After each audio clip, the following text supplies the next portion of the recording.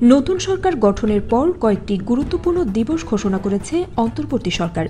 ছাত্র জনতার অভ্যুত্থানের মধ্য দিয়ে আওয়ামী লীগ সরকার পতনের দিন ৫ আগস্টকে জুলাই গণঅভ্যুত্থান দিবস হিসেবে ঘোষণা করা হয়েছে।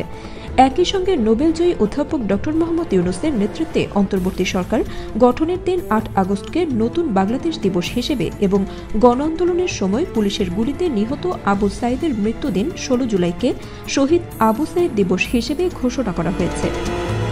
গত ২৫ জুন মন্ত্রিপরিষদ বিভাগ থেকে এসব দিবস ঘোষণার বিষয়ে একটি পরিপত্র জারি করা হয় বলে সরকারি এক তথ্য বিবরণীতে জানানো হয়েছে। এ নিয়ে বাংলাদেশ জামায়াতে ইসলামীর আমির ড. শফিকুর রহমান সামাজিক যোগাযোগ মাধ্যমে প্রতিক্রিয়া জানিয়েছেন। শুক্রবার দুপুর ২টা বেজে ৩০ মিনিটের দিকে নিজের অফিসিয়াল ফেসবুক পেজে তিনি লিখেন, ৮ নয় ৫ই আগস্টকে নতুন বাংলাদেশ দিবস ঘোষণা করা উচিত।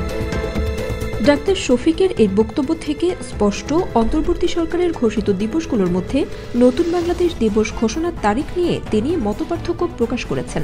তার মতে, অধ্যাপক ইউনূসের সরকার গঠনের দিন নয়, বরং যে দিনে ছাত্র জনতার অভ্যুত্থানে পূর্ববর্তী সরকার পতিত হয় সেই ৫ আগস্টই হওয়া উচিত নতুন বাংলাদেশ দিবস।